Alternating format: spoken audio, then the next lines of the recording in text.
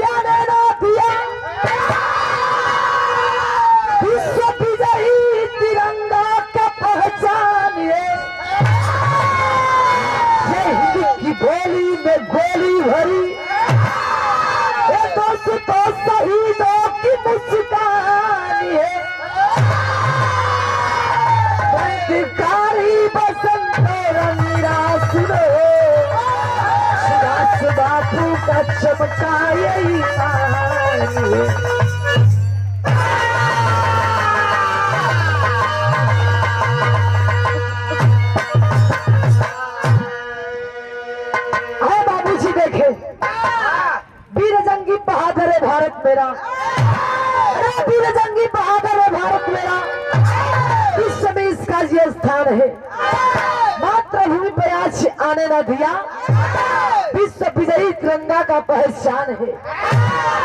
अरे बाबूजी वीर कैसन होके के चाहिए, मर्द कैसन होके के चाहिए, कैसे कहना है तनिक कवाली का ना मुन्ना बाबा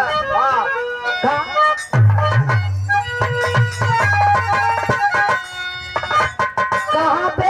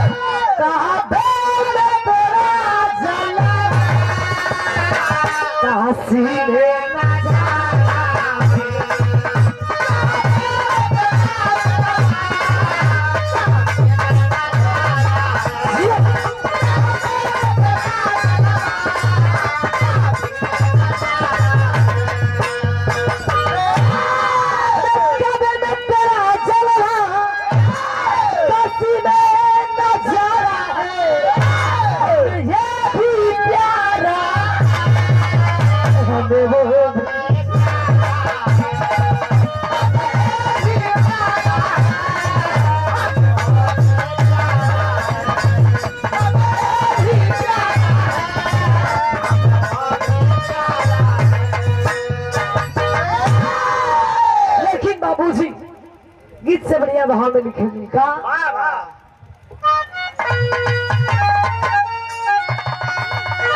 जुल्मों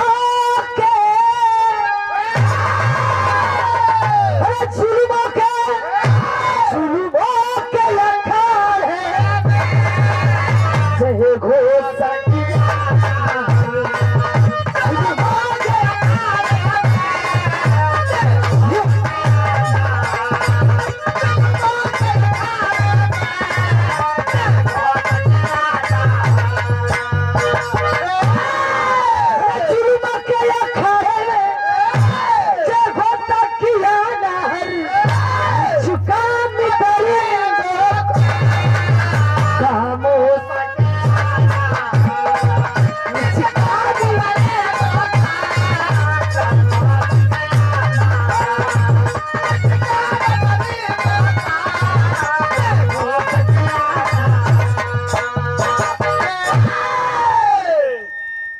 बाबूजी देखे कहानी कब के बाद कैसे नहीं भैया, कहानी साफ साफ झलकी बाबूजी, जैसे कि आप लोग ऐना में चेहरा देखी नहीं भैया, साफ झलकेला पर्दे पर फिल्म पिक्चर देखिला।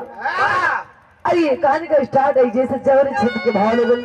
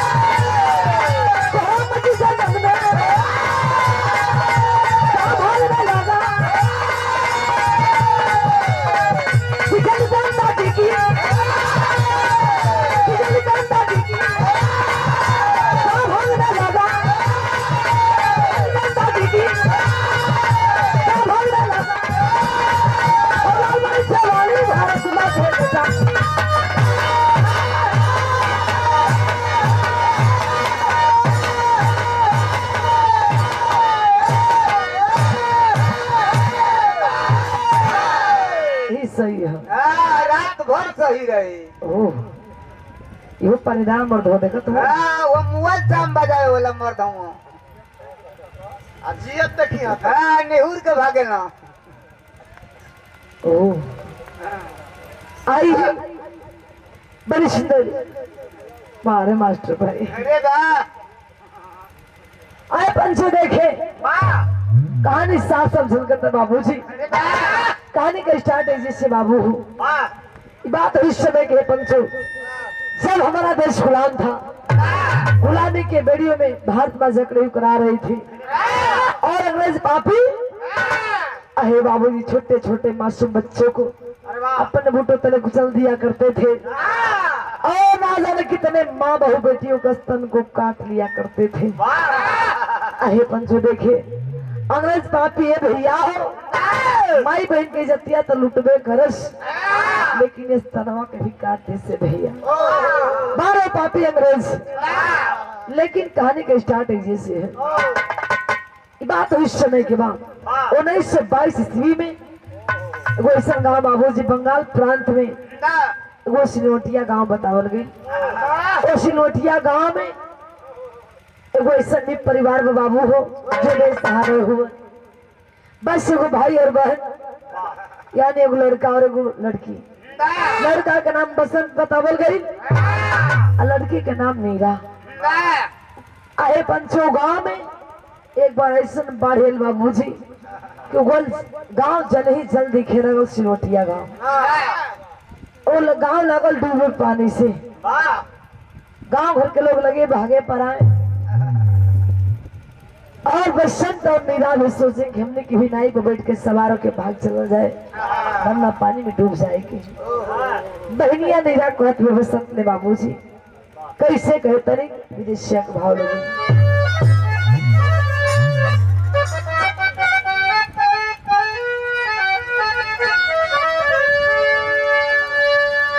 वही रे तूफाना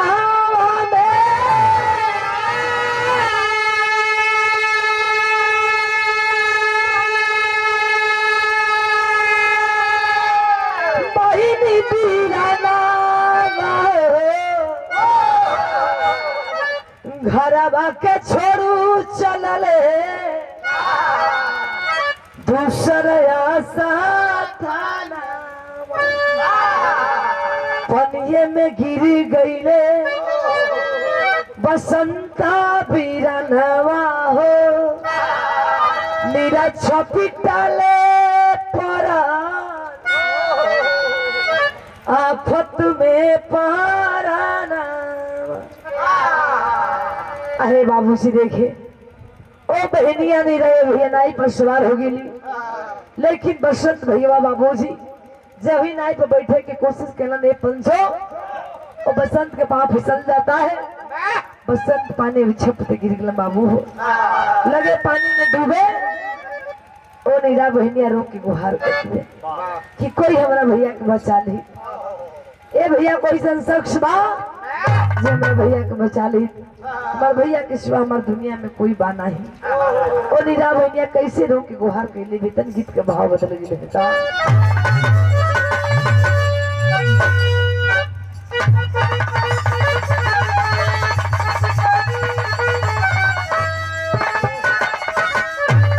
बाबूजी का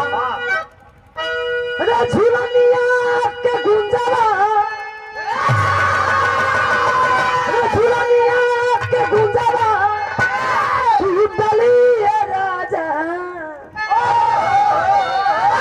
जवनिया में गरिया छूटलिए देखिए एक लाइन हम गए भैया यही धुन पर हम बोले लिखा कौन लड़की अपना पिताजी से सवाल करे एक लाइन का अरे गौवा सहरिया में अरे गौवा सहरिया में सगरी सुनाता बताई बाबूजी दूल्हा काहे दिखाता बाबूजी दूल्हा काहे दिखाता।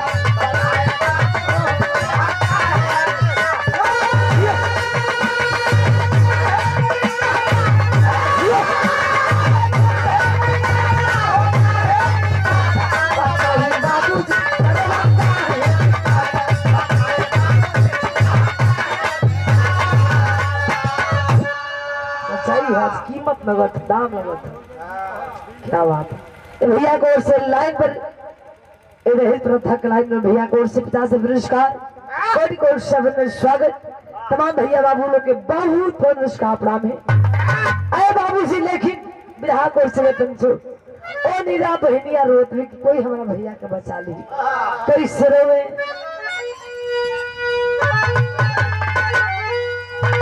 कोई ले पिरन के कोई ले पिरन के बचाइए भैया मेरी बहिनी भी लखाइए भैया बहिनी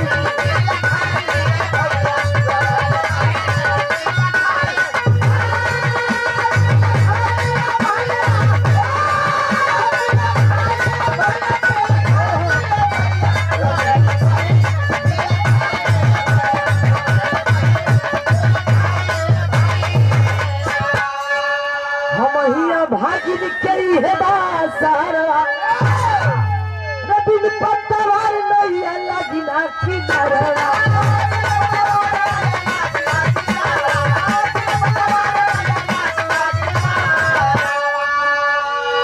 कावा पड़ाया जू कन्हैया भैया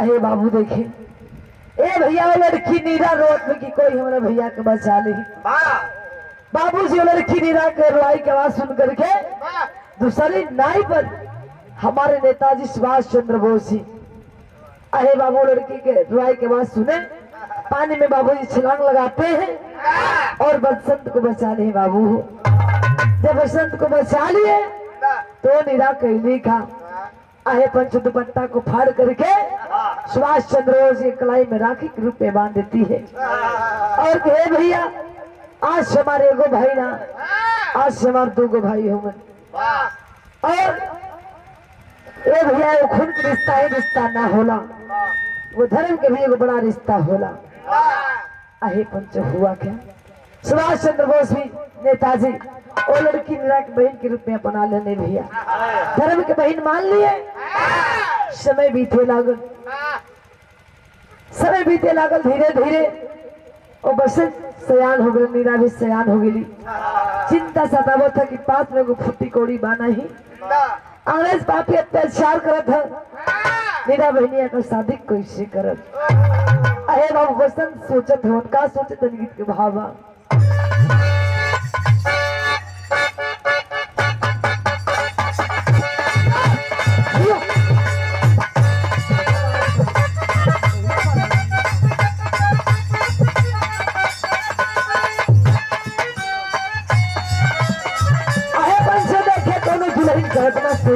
कोनो सुहाग रातोली बैठा रह गई नौजवान साथी बैठे एंटरटेनमेंट वाली लाइन है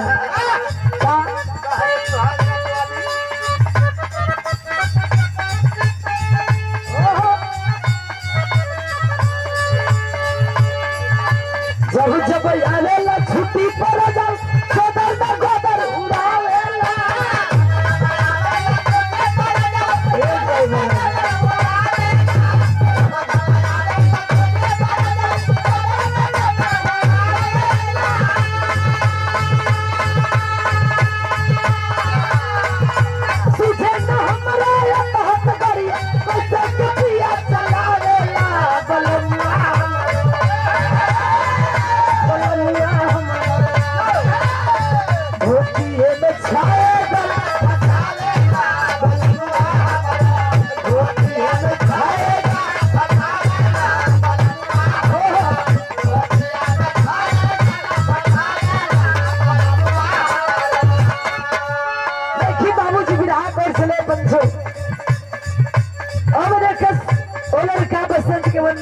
सतावत है कि भैया का शादी कैसे करें आए बाबू मन में प्लान बनौलन एगो आइडिया है का आइडिया लगोलन कहना है तुम्हारी फिक्रिया मन में समाए पद नया कोई अधेला बा।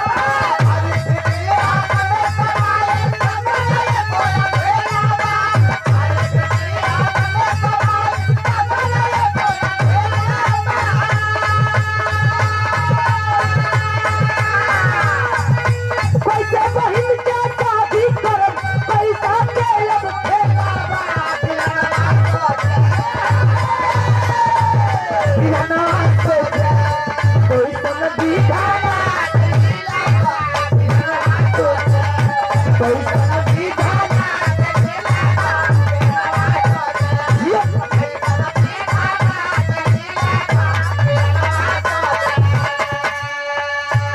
अहे पंचो देखे बाबू ये लड़का बसंत सोचे फोन कांग्रेस पापी अत्याचार करत पास में फूटी कौड़ी बाना ही कैसे बहनिया का शादी करे कैलन का योजना बना के लूटे सरकारी खजाना।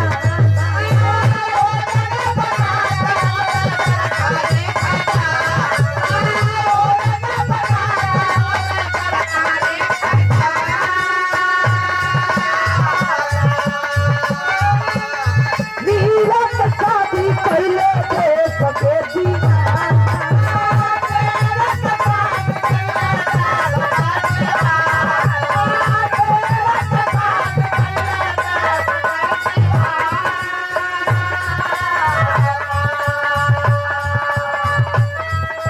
दीवाना। निरंजन के शादी रचा खुशी में दिन बढ़ेला बा।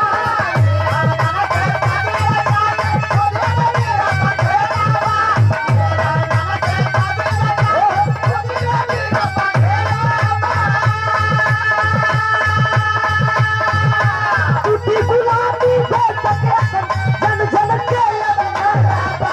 दीवाना सोचे कोई सन दीवाना कोई सन दीवाना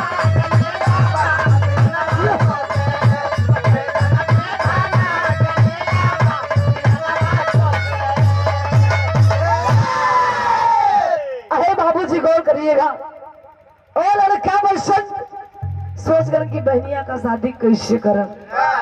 लेकिन ये पंचों के मन में आइडिया आई एक छोटा सा टोली बनौलन।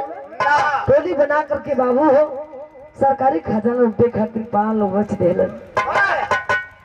बसंत और उनका कुछ 60 लोग मिल करके बाबूजी ये पंच सरकारी खजाना लूट के बाबू हो बहनिया नीरा के बढ़िया घर में शादी ब्याह करलन। बसंत निरंजन नाम के लड़का से बसंत बड़ा खुश बन कि चला एगो टेंशन तक खत्म हो गई कि बहनिया के बढ़िया घर में शादी कर रहे। बड़ा खुश हुआ बाबूजी लेकिन समय बीते लगल भैया वो बसंत कैलन का आजाद हिंद फौज में सेना में जाके बाबूजी भर्ती हो जाते हैं। समय बीते लागल धीरे धीरे इन्हें क्रांति के आग लागल धधके बाबूजी लगे इन्हें क्रांति के आग धधके हमारे नेताजी सुभाष चंद्र बोस जी लगे जवान में जज्बा भरे। जागो जवान जागो अंग्रेजों भारत छोड़ो अंग्रेजों भारत छोड़ो तुम मुझे खून दो मैं तुम्हें आजादी दूंगा। जागो जवान जागो लगे जवान में जज्बा भरे। कैसे कनकी सुनने बहुत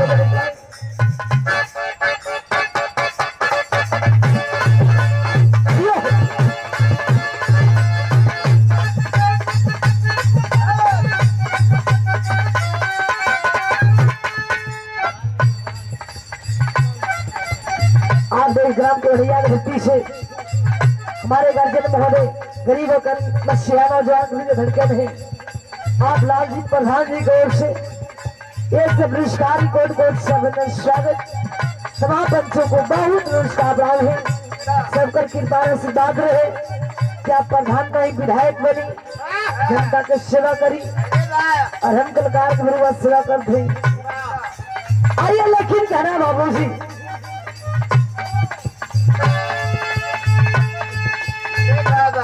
मुझे बैठा थोड़ा है इशारा बड़ी सुंदर लाइन है भैया। एंटरटेनमेंट वाली लाइन है कोनो मन चला लड़का है कोनो लड़की के देखे बाबूजी बोली बोला था भाई अरे है दादा हो दादा क्या चीज है क्या एकदम बंद है यार। पिताजी गौर करिएगा लड़का कहत है कि लड़की आता कि तो हम और जीती बहेवा नहीं कहा है दादा हो दादा कितना सुगर माल बा यार। ओहो गजब गजब गजब लिपस्टिक लड़की आता कि तो हमार जिया जरात बहेवा दादा हो दादा। लड़का कहता भी हाँ ना बताओ था अरे यार लड़कियां ताक तो मर जीती लेकिन सोची भैया हो वो लड़की के तकला से लड़का मरे वाला ना हो तकले से भैया मरे कहीं वीरेंद्र भाई तक कितना काम फड़हर पड़ जाई जब तकले से मरे करे। लेकिन वो लड़का के भी गलती नहीं की हम कहते हैं वो लड़का का संस्कार में कमी बा नहीं वो लड़का बतौला विशेषता हाँ भाई ऐसा राउड़ बोल बा लेकिन वो लड़का बोली का बोलो सुन लड़का लड़की का कहे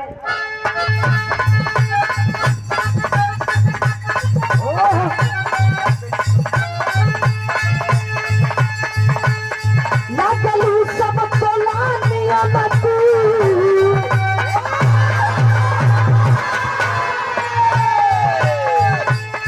लागलू सब तोलानिया न तू आके रखिया नारी आके रखिया नारी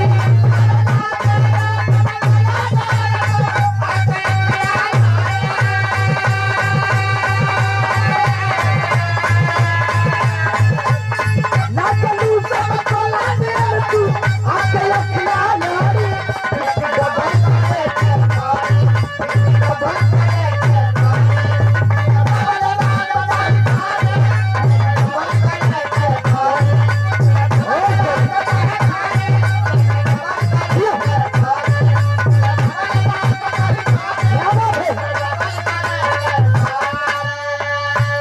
बाबू हो हमारे नेता भी क्रांतिकारी भी जवान बाबू सुभाष चंद्र बोस लगे जवान में जज्बा भरे जागो जवान जागो अंग्रेजों भारत छोड़ो से खुद मैं तुम्हें आजादी दूंगा।